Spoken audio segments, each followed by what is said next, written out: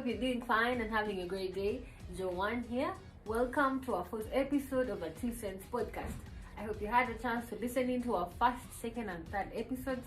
It's important that we do because for us to be able to have this conversation today, you need to have listened into those episodes. So let's get started. So from our previous episodes, we talked about self-discovery and then being able to balance up your life. Now, I believe you've had a chance to be able to exercise all that. So in our fourth episode today, we get to have a continuation of everything. We get to the next step. So after you figured out yourself, you've balanced up your life, it's time for you to get out there and find a place that helps you consistently practice that. Our fourth episode today is about you being able to go out there and find a job. So how do you find a job?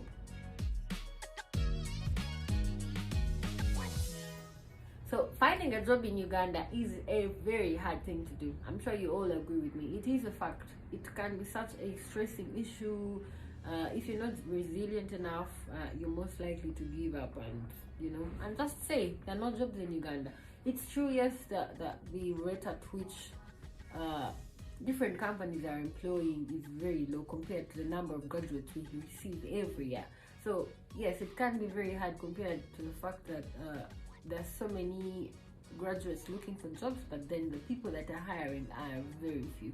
So how do you make sure that you're among that number that gets lucky to get a job in a workspace?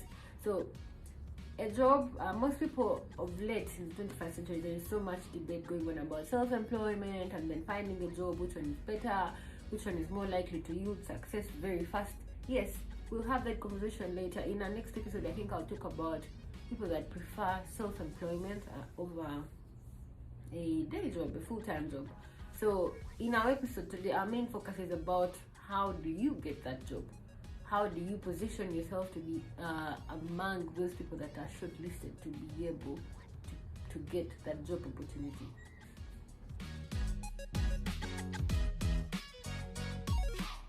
So yes, we are saying that jobs are hard, but it's possible. It is a very possible thing to do for you to be able to find a job in a workspace you want if you're very intentional about how you present yourself, the things you do. So I have a list of things that I want to take us through so that we know what we ought to do on our side, so that we leave the rest to the hiring companies, the universe, and God.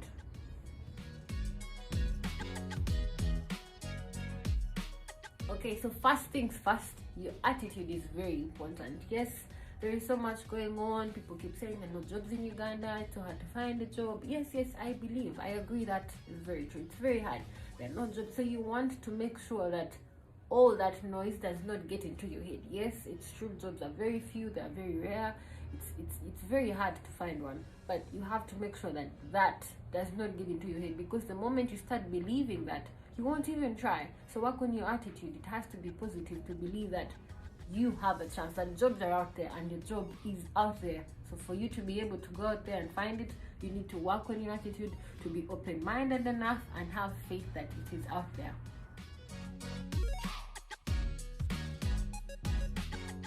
Another thing you want to work on is presentation. Presentation is physical, it's how you speak. So in this context, you want to make sure you look good. Not good as in the sense of looking hot, but looking presentable. The way you show up for an interview, or how you present yourself, how you walk, how you speak to people is very key. So when you're going for an interview, I think this everyone knows, but let me just mention it so that we're all on the same page. You want to dress decently and smartly.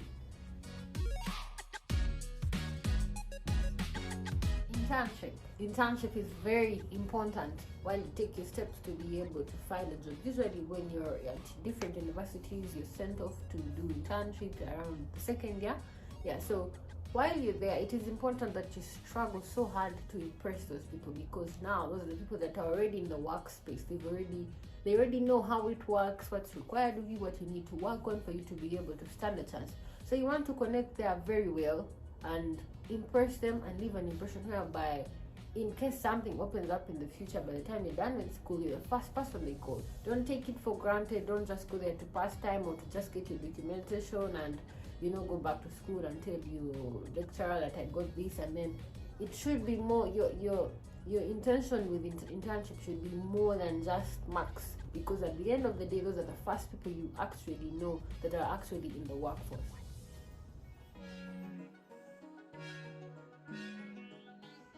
Your CV is very, very important. How you present it, it's very important. There is I remember when I was just starting out, I used to add things that are not even real experience that I don't even have, just trying to get a job. But I know that was before I was even qualified to do anything.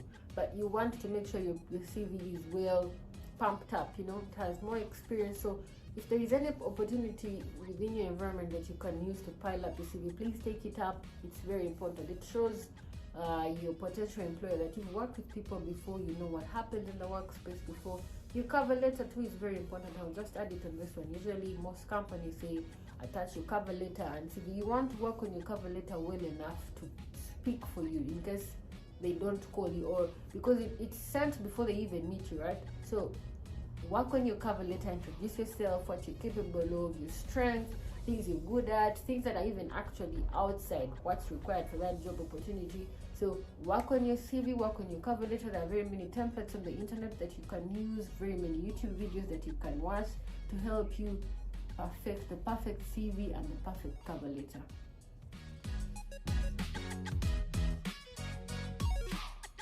Social media. Yes, how are you using social media to help yourself to land a job? Did you know that LinkedIn is one of the most active platforms where young people go to find jobs? Yes, so if you didn't know, you want to install LinkedIn on your phone today and make sure you work on your profile. There are very many young people. Each time I open LinkedIn, my God, I am so jealous. I am so challenged because so many young people there have worked on their profiles. They're engaging. They have very constructive content that helps other people to work on their CVs, to be intentional in workspaces. You see nurses, you see doctors, you see teachers, you see young people attending forums that have very many corporate people over there. So you want to work on your profile. It's not just about you being regular on Instagram or Twitter. Install LinkedIn today and find ways of pumping up your LinkedIn profile so that it puts you in the face of HR managers that are, because they're also active on LinkedIn. They use it more often, they engage, they share their experiences with their employees.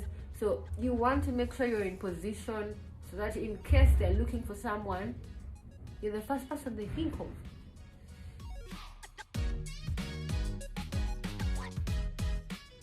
Etiquette. I don't know if that's a new word, but etiquette is simply behavior that separates a normal person and an animal. How you act, how you present yourself, how you speak to people is simply etiquette. So in this context, I have a very funny experience, but I think it makes the most sense out of etiquette. When you go for an interview, usually when they've advertised for a job, you're not the only person that's been shortlisted. So when you get there is usually another group of people, I don't know, 4 or 5 that are sitting there, and then you sit and join them. The least you can do in that situation is to be able to greet them. Or when you even enter the interview room, the least you can do is, before you sit, ask good morning. They usually usher you in. So simple basic things in such situations set you apart. I don't know if it's a story someone told me or I heard it somewhere where they would say one time the boss joined the boss joined people that were waiting for the interview, and all the people that came did not greet him. Like, you've gone to look for a job, the least you can do is have some etiquette. Greet people, say thank you. It sets you so much apart.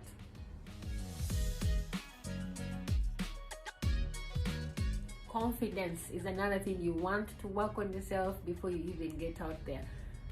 In my own experience, confidence has gotten me in rooms I never imagined to be. You want to believe in yourself. This comes back to your personality. Are you your own fan? Do you believe in yourself? Or you're always the one selling yourself short? I'm not good enough.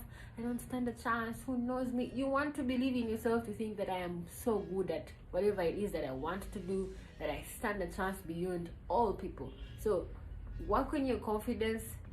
Show up in rooms. Usually these employers are so impressed with how confident you are, and I'm not saying arrogance, I'm saying confidence. You don't want to be overly confident when you're even not good at things. So confidence is more like, yes, if I am presented with this opportunity, with the resources, I stand a chance to be able to do the same thing. Arrogance is, I'm too good, I got this, Now that's arrogance. So confidence is a key point that you want to work on and master, so that when a potential employer sees you, like, wow, this is good.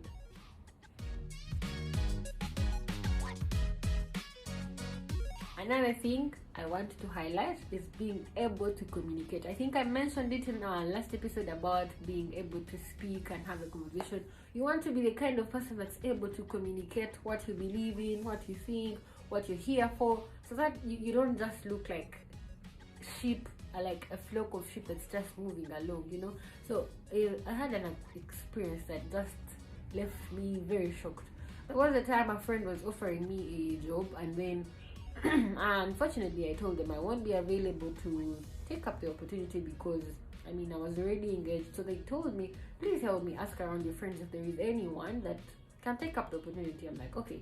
So I reached out to a friend who knows more people, and then I tell him, please let them know they can text me on my number. So now I have people reaching out in my DM, and then someone, like, I had several people, like 5-6 people texting me, and then they're like, someone just messages you and drops their CV. No hello, no how are you, nothing. Another one just, like, I had very many, and the whole time I was just wondering, I'm like, are they serious right now? Because me, when I am looking for a job, my god, I literally want to kneel down. Hi, how are you? My name is John, I'm looking for a job, this is what I can do. But then it says so much, because while we go on to say there are no jobs, jobs are hard to find, jobs are for a certain group of people, that day just left me wondering, like, what more is there that we're doing so wrong? Because a potential employer cannot give you a job by just you drop off your CV and then that's it, as in that's it. That just can't be. So you need to be able to express yourself, how you speak to them, be confident. I think I mentioned that before. Hi, my name is so and so, I am looking for a job, this is my CV, let me know if you need more information. Being able to communicate, room for feedback, simple communication skills, most of us don't have them, and you need to work on them to be able to land that job.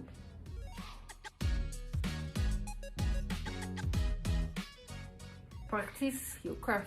Yes, this is very important. I think I mentioned it in our last episode. Whatever it is you want to do, you want to make sure while whatever is going on in your life, while family, while the other wind is blowing by you, that you are working on your craft. If it's art, please paint every single day of your life. While you work on these other skills, how you present yourself, because every opportunity that shows up, usually I noticed that while I was looking out for jobs, each time I would mention that I have a blog, someone would feel, she actually loves it. Like, if you're able to do something at no cost, then imagine if you're getting paid to do it. So practice your craft as much as you can. Please use the internet. I won't stop singing that song. Use the internet as much as you can to be able to find a way on how you can practice your craft.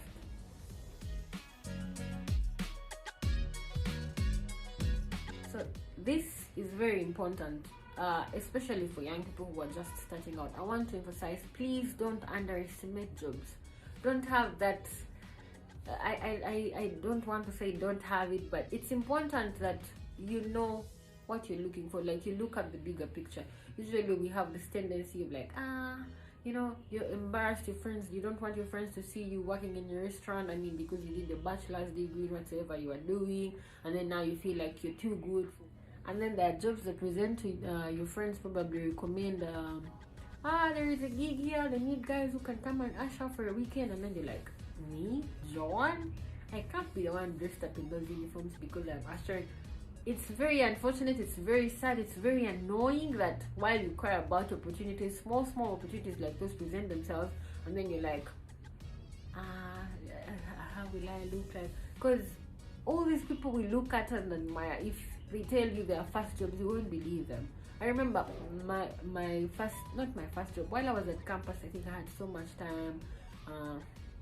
You realize at campus you have lectures probably in the morning, and the evenings are free. Like, you have a lot of free days. So I was looking for a job. I remember working in a washing bay. Can you imagine? And anyway, I'm not saying you should go and work in a washing bay, but I think at that point my headspace was in a place where I really just didn't care about, I don't know, what someone had to think about me. It didn't reduce anything off me really. I am glad it happened the time it did. Yeah, I met the people I met. I know the conversations those guys have. So you don't want to be the kind that says no to an opportunity because it doesn't look good on you. And usually, I will tell you one time about my mentor. He usually says every workplace you're in, it's not usually your destination. You have to start thinking of those places as a journey. It's not your end, as in you're not born to work in a restaurant and that's it, right? So you have to think of your experience while you're working at that restaurant, or while you're working in that washing bay, or whatever job it is you're at right now and you probably don't love it. Think of it as a journey, as a walkthrough that's probably good, because that experience that you gain from that workspace will eventually help you sometime in the future. You may not, of course, know the future right now, what it holds, but do not think of such places as your end result. Usually while you're there, you'll eventually meet the next person there that's going to lead you to your next job. So take up every opportunity you can, because it helps you bump up your CV.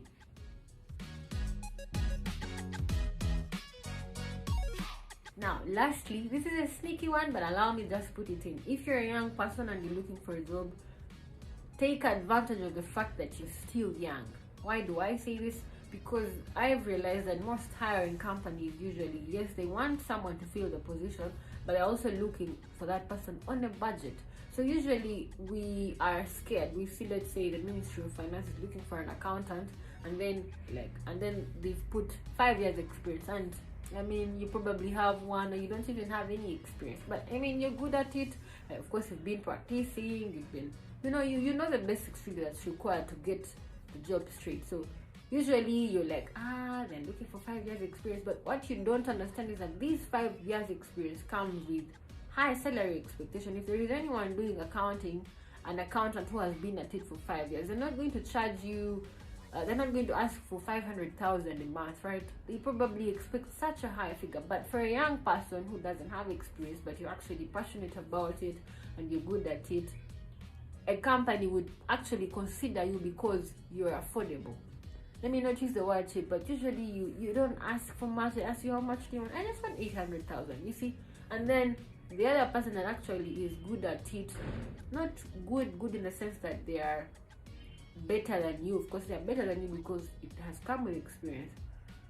There is that saying, you don't have responsibilities, you're always quick on your feet. Yes, that's an advantage, but the other bigger advantage that I've come to realize is the fact that you're usually cheaper labor, and you stand a bigger chance than someone who is very good at it, an expert, 10 years experience, and then of course they want a huge amount of money. So a company would actually consider you even because you're not good enough, but just because they can manage to pay you. And usually workplaces, what they do when they usher you in, they're usually teaching you how things are done in the system, how procedures work. So if you're a determined person, you will easily fit in and it will still be affordable for them. You understand what I'm saying? So take advantage of the fact that you're still young.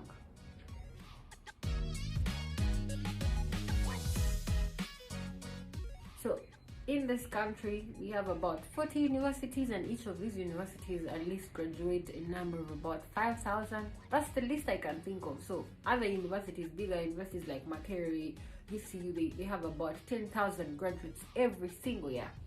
And how many companies do we have in this country that can actually take us all overseas? So you want to position yourself in a space whereby you stand out, and these things seem like it's so much to do, but actually it's not, because other companies don't hire you because you're brilliant or because you had a first class. As in, how many first class students have you seen that are still looking for jobs? Me personally, I was never the excellent student. I never got 90s or 80s. I usually would just be average, but then I would use so much effort to work on these other traits that most people don't have: honesty, respect, how you speak to people, kindness. Those small things actually set you so much apart than getting 100% in class. So work on these few tips. At least I can say you stand about 90% of the chance of getting the job. Then the other 10%, you can actually pray to God about it, ask your family to pray for you to be able to get that job. Because for Ugandans, at least the highest percentage, we are all from middle class families. Your families have done so much, they're getting loans here and there to help you get into school, and then I don't see why it is so hard for you to just practice these few things: honesty, kindness, respect, dress well, be able to speak confidently, look someone into the eyes. And it doesn't make sense for you to speak to a potential person and then you, hi, yes, my name is, it says so much about, I mean, why are you shy? Are you like a thief or something? Are you like hiding something? So if you have a cause, we come from so far already. Your family has done everything they could think of to get you into school. So you want to work on these things, because now these things are not things they teach in school. You go to campus, you finish off your 3 years, and then you graduate, and then the next Monday you're like, now what? Where do I start? So the best way to start, I would say, is with these few tips we've shared. If you didn't listen into our first episode, please go. That would be a best starting place for you to figure out how to start. One more thing I think I'd forgotten to mention is that if you're a believer, you want to pray. It's very important, because personally, I am a believer. I always believe that my mom is praying for me. That's why maybe I get to different places and I even didn't know how I got there. So if you're a believer, seek within your faith to believe that the best is out there for you and the job is out there for you. And at the same time, work on what you can. All these things we've talked about. Work on your faith, work on your attitude. Yes, there are not jobs in Uganda, but people are actually getting jobs. There are people that are actually getting jobs on total merit. I am one of those people that got a job on total merit. So don't get that whole, don't let that noise get into your head to think that they're not jobs, because there is so much we are able to do to be able to impress the other side of the party. And then God's favor too comes in. Before you know it, you're in a workspace that helps you to be able to grow. Because another thing I think I wanted to mention is that the beauty about workspaces is that they help you to grow. You're rubbing shoulders with experts, with CEOs. You're rubbing shoulders with I don't know. I would really love that every graduate gets to experience that, where you're in rooms whereby you're talking, you're sitting on a board meeting, or and your contribution actually matters. I don't know, in my own experience, it's been such a fulfilling thing. Like, I go back home feeling like, damn.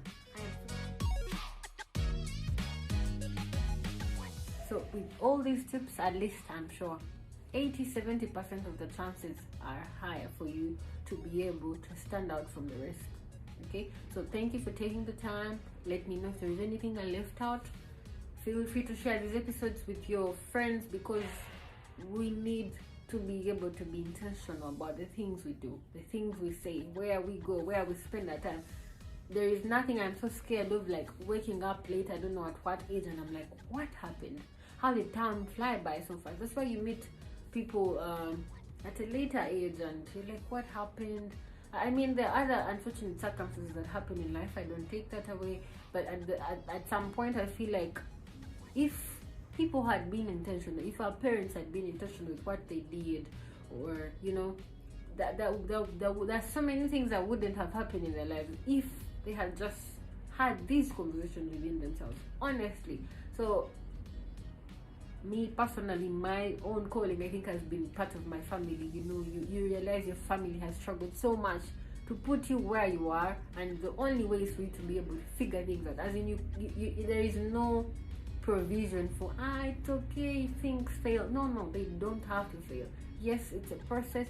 So these are not like life hacks, really. They're more like at least a few tips you can do with yourself, and then add on, spice it with resilience, and trust me, within 6 months, you never know, you could have landed a dream job.